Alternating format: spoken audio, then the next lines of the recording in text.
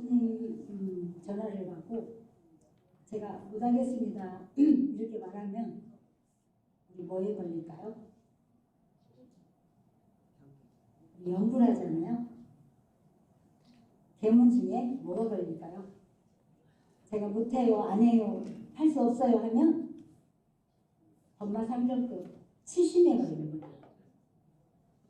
그래서 전화를 받고 순간 생각을 했어요. 제가 부모님께 못한다고 할까? 안 한다고 할까? 옛날에도 했는데 지금 또 하라고요? 다른 사람 시키세요. 요새 애쓰고 계시는 단장중화님들 공부 많이 하셨잖아요. 그래서 단장중화님 하라고 할까? 순간 막 고민이 되는 거예요. 근데 입을 꼭 다물고 부모님 하시는 말씀을 잘 듣고 알았습니다. 그래서 그날 저녁 치심을 체크를 안 했어요. 그래서 치심이 참 중요합니다. 그래서 법마 3정도 제일 마지막에 있고 또 그걸 넘으면 법강 한마디에 가는 거잖아요. 성위가 되는 것입니다. 근데 성위 되는 것이 굉장히 어렵다라는 생각을 제가 했어요. 우리는 쉽게 못해요, 안 해요, 뭐가 아파서 못해요, 바빠서 못해요 이러잖아요. 근데 그렇게 하면 안 돼요. 저도 그렇게 했고 쉽게 이렇게 말할 수 없지만 오늘 이 자리를 빌어서 같이 공부하자는 뜻에서 제가 그렇게 말씀드렸고, 연불하잖아요. 연불, 저녁 연불.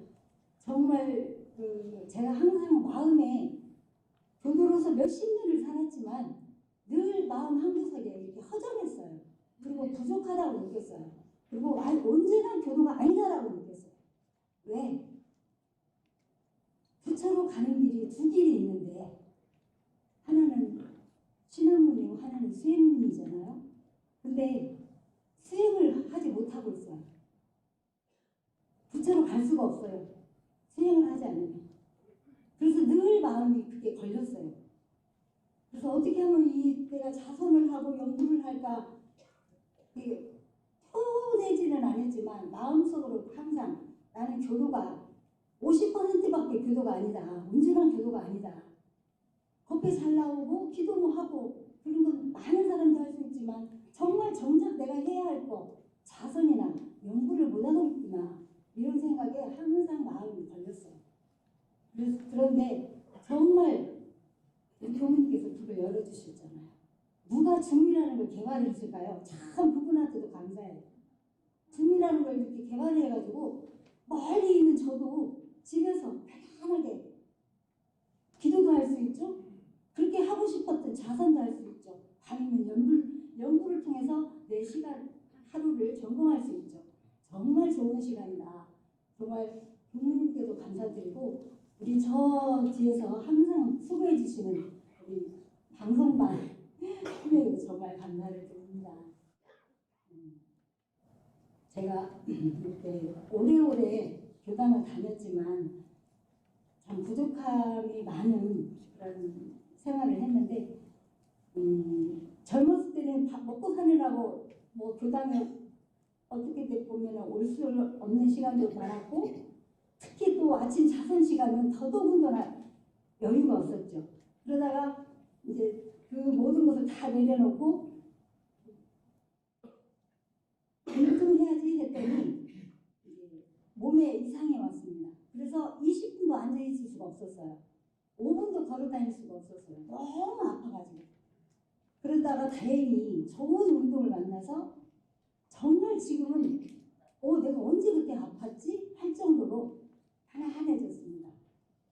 그럴 때 이제는 자선을 해야 되지 않나 했는데 혼자 하기는 참 길게 하기 어렵습니다. 혼자 하기. 근데 교도님들과 같이 교무님들께서 이끌어 주시고 그러니까 이제 자선을 하는데 첫날은 교무님께서 자선을 한다고 그러셔요. 내가 지금 새벽에 일찍 일어나야 돼서 알람을 4시 50분 해놓고 잤는데 긴장을 했던지 2시 반에 일어났어요. 2시 반에 일어나서 잠을 못 자는 거예요. 그 다음날 2시에 일어나요. 그 다음날 또 3시에 일어나요. 그리고 계속 잠을 못 자고 있으니까 이 몸이 이상하더라고요. 입은 붉히죠, 몸살 나죠. 막 그 일주일간 해냈어요. 그러다가 지금 이제 한 달쯤 됐거든요. 한 달쯤 돼가는데 이제는 몸에 익숙해져가지고 정말로 좋습니다. 멀리서도 할 수 있다는 이 줌이라는 것을 정말 우리가 최대한 활용을 해서 집에 계시더라도 줌을 통해서 자선을 하고 연구를 해서 내가 진급이 되는 시간, 내가 진급으로 가는 시간, 내가 깨달음으로 가는 시간이 되어야지 그냥 우리 일상성에 빠져서 그냥 편안하게 법이나 가지 이러면 안 된다는 거죠. 제 스스로 그렇게 다짐을 했습니다. 자선을 할 수 있을 때까지 하는 것이 나를 진급시키는 시간이고 그동안에 못했던 것만큼 2배로 더 열심히 집중해서 하자. 그런 다짐을 했습니다. 말이 길어졌는데 여기까지 하겠습니다. 감사합니다.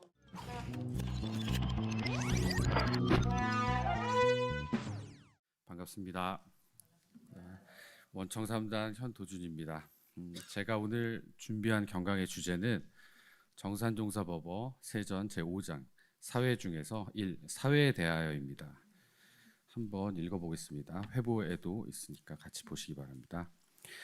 사람과 사람이 서로 어울리면 사회가 이룩되나니 몇몇 사람이 모인 단체부터 국가나 세계가 다 크고 작은 한 사회인 것이며 사회에는 남녀와 노소의 별이 있고 강약과 지우의 차가 있으며 각각 그 관계에 따라 여러 가지 단체와 계급이 이루어지나니 이 모든 관계 사이에 서로 도가 있으면 그 사회는 평화와 번영을 누리게 될 것이나 만일 그렇지 못하고 보면 그 사회는 반목과 다툼이 그치지 아니하니라. 보시다시피 세전의 제5장 사회편 전체 소개글입니다. 이 1. 사회에 대하여는 마침표가 하나도 없는 한 문장입니다. 그래서 이 본문으로 경강을 준비하려고 하니 아무리 말하기를 좋아하고 글짓기를 잘하는 저로서도 막막해서 5장 사회편을 뒷부분까지 한번 살펴보았습니다. 그래서 세전 제5장 사회편 구성을 보면 1. 사회에 대하여 2. 남녀의 도 3. 노소의 도 4. 강약의 도 5. 공중의 도로 되어 있는데 모든 항목에서 하나같이 그 해법으로 상호 간의 협조, 공경, 존중을 강조하고 있습니다. 그것이 각 입장에서의 도이며 그래야 평화와 번영, 진화가 있다고 정산종사님이 말씀하고 계십니다. 우선 정산종사법어 세전 사회편의 내용을 자세히 보면 어떠한 형태로든 그 별, 그러니까 즉 분별이 있음을 인정하고 있는데요. 모든 종교가 평등 박애사상을 저변에 깔고 오랜 기간을 거쳐 형성되어 왔는데 여러 타종교들은 오랜 역사 속에서 선민의식을 저변에 깔고 타종교 또는 종파 간 갈등과 전쟁이 이어져 왔고 현재도 근본적인 해결책을 찾지 못한 채 갈등을 지속하고 있습니다.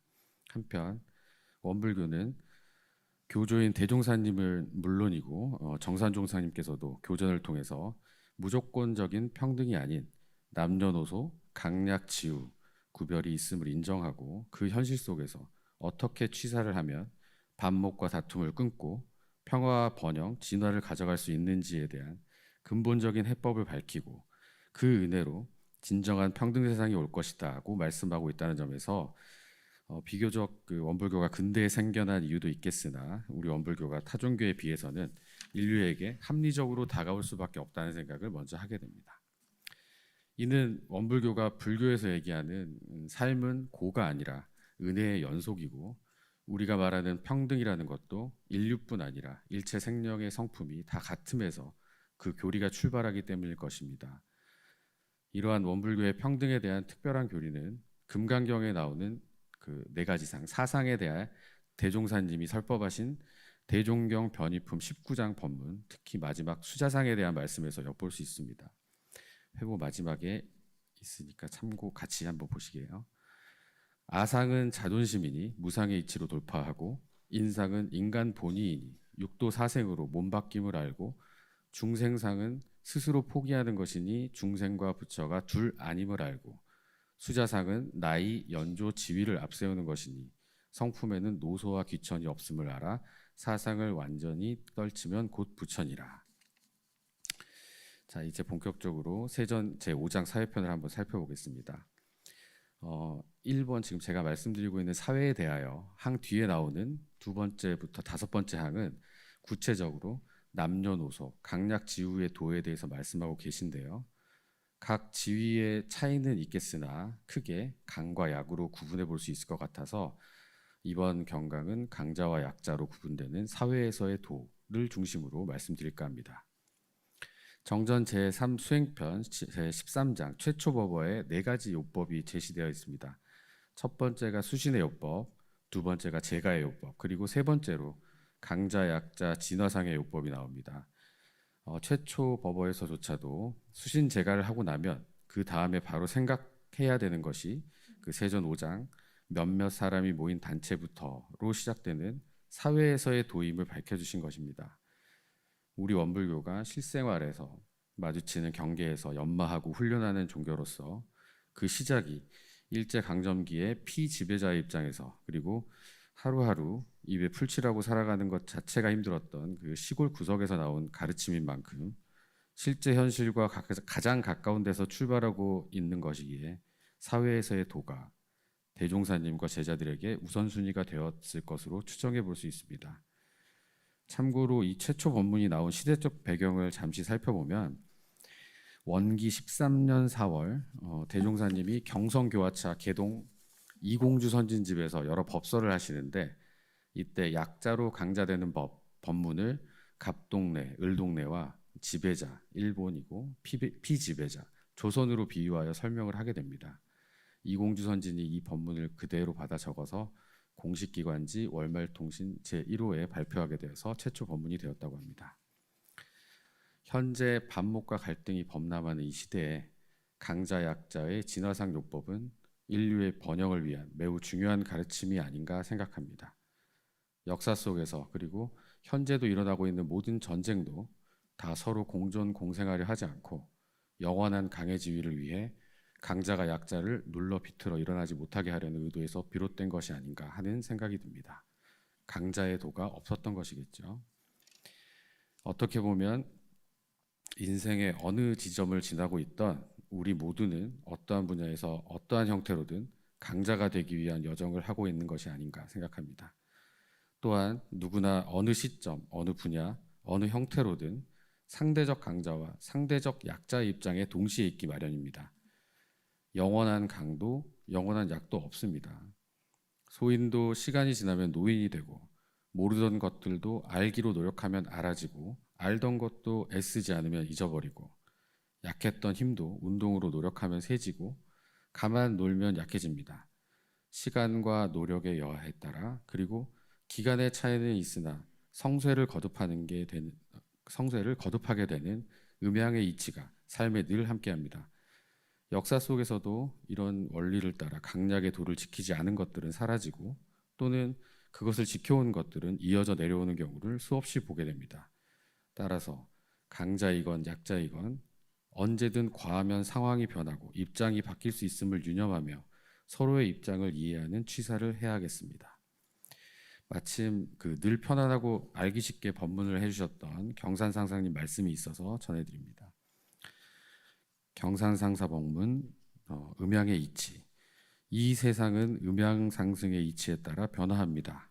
음은 양으로 가고 양은 음으로 가고 있는 것은 없는 것으로 없는 것은 있는 것으로 가고 성한 것은 쇠한 것으로 쇠한 것은 다시 성한 것으로 가는 묘한 이치 속에 세상이 변합니다. 자, 그렇다면 내적으로 근본적인 성품은 같지만 외적으로 남녀노소 강약 지우의 구별이 있어서 불평등이 존재하는 현세에 평등 세상으로 가는 근본적인 해법은 무엇일까요? 상호 간의 협조, 공경, 존중이 각 입장에서의 도이며 그래야 평화와 번영, 진화가 있다고 정산종사님의 말씀을 서두에 전해드렸습니다. 그리고 정전 제3 수행편 제13장 최초법어에 대종사님께서 제시한 자리이타로 약자를 강자로 진화시키는 원리도 영원한 강자가 되는 길일 것입니다. 경강을 준비하면서 세상은 하나로 연결되어 있는 공동체이며 인류가 이 강약 진화상의 요법을 채받아 실행하면 세상의 갈등도 반목도 없이 모두가 평등한 강자가 될 수 있다는 확신이 들었습니다. 마지막으로 상대가 나에게 강자이든 약자이든 늘 겸손한 태도와 상대의 말을 먼저 경청하는 자세는 작건 크건 어떤 한 사회가 평화와 번영, 진화의 길로 가는 기본 조건이라는 말씀을 덧붙이며 경강을 마치겠습니다. 모두들 성불하십시오. 경청해 주셔서 감사합니다.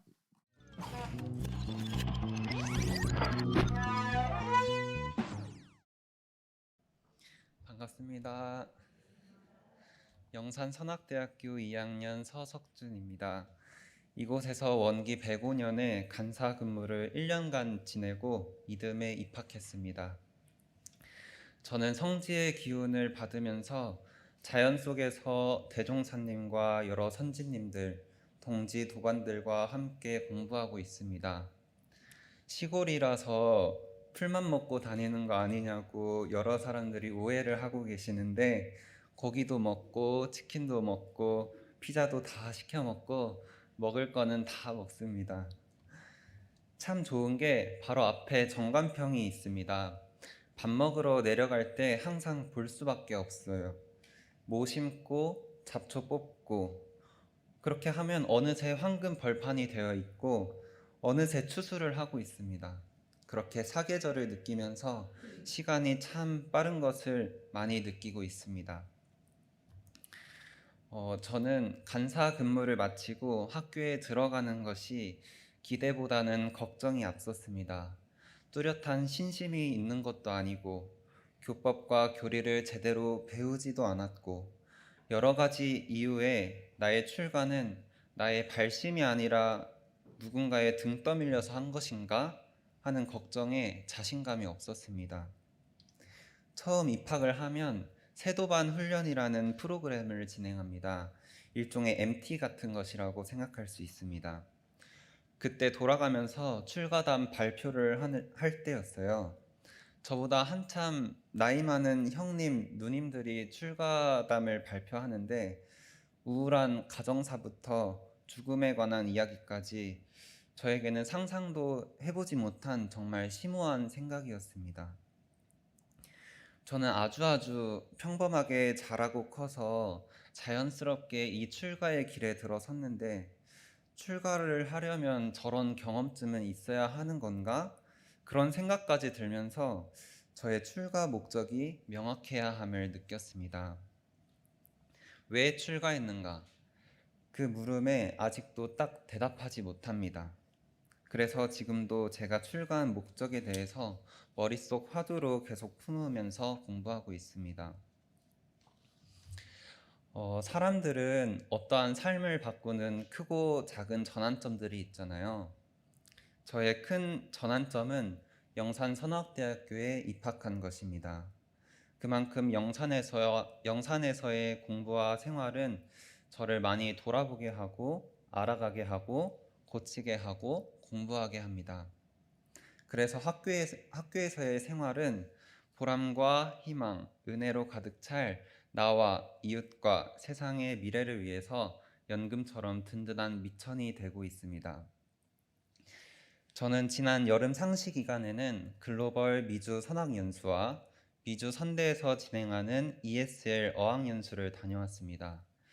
미주 서부 LA 교당, 서부 훈련원 부지 등을 시작해서 동부의 워싱턴, 뉴욕, 필라델피아, 원달마 센터, 미주 선악대 등 원불교 미국 교화를 체험할 수 있는 기회였습니다. 제가 평소에 생각했던 미국은 강대국, 천조국 이 이미지 때문인지 미국에 대한 선입견이 있었는데요. 저의 선입견과는 반대로 부동산, 총기, 마약, 성문화 등 한국보다 더한 여러 가지 이슈들이 많았습니다. 특히 LA 교당에서는 교당 앞 노숙자들이 많은 것을 보고 깜짝 놀랐습니다. 줄지어져 있는 파란 텐트에 어마어마한 쓰레기와 어마어마한 악취가 나기 때문에 처음에는 돈까지 쥐어주며 나가라고 했더라고 합니다. 그런데도 가지 않자 같이 살아야 한다는 체념을 하셨다고 하시더라고요. 그래서 그런 모습들을 보면서 나는 장차 이런 사람들을 어떻게 대하고 어떻게 교화해야 할까 하는 생각이 많이 들었습니다. 반대로 잘 사는 동네의 교당을 가보면 선에 대한 관심과 교법에 대한 신심까지 대단한 현지인 교도님들이 많았습니다. 어떻게 보면 가장 낮은 사람, 가장 높은 사람이라고 말하는 이 천차만별의 사람들을 어떻게 두루 살필 수 있을까 하는 생각도 들었습니다. 그런데 그 두 생각은 결국 실력을 갖춰야 한다라는 결론으로 이어졌습니다. 공부의 필요성을 깊이 체감한 것입니다.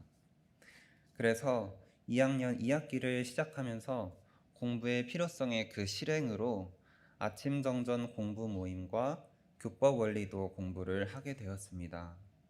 1학년 때까지만 하더라도 아침 식사 후에 서원관에 들어가서 바로 눕거나 바로 휴대폰을 하면서 저를 깎아먹는 나태와 허송 시간을 보냈지만 이번 학기 들어서는 그런 자투리 시간들이 매우 소중하게 느껴졌고 가치 있게 써야 함을 다짐하면서 정전 공부와 교법 원리도 공부를 시작하게 되었습니다. 함께 모여서 공부하는 게 정말 좋은 점이 먼저 일과가 지켜지고 혼자만의 연마 내용보다 더 다양한 연마 내용을 함께 공유하면서 공부가 배가 되는 것이었습니다. 그리고 내일 공부할 내용을 미리 예습하고 오늘 공부할 내용을 다시 복습하면서 그 속에서 작디 작은 마음의 변화가 조금씩 일어나고 있는 것 같았습니다. 특히 저는 정전 영육상전법 공부를 하면서 일원상 진리가 사막으로서 의식주를 얻고 의식주와 사막으로서 그 진리를 얻는다는 것이 무슨 뜻인지에 대한 연마 과정이 재미있었던 것 같습니다.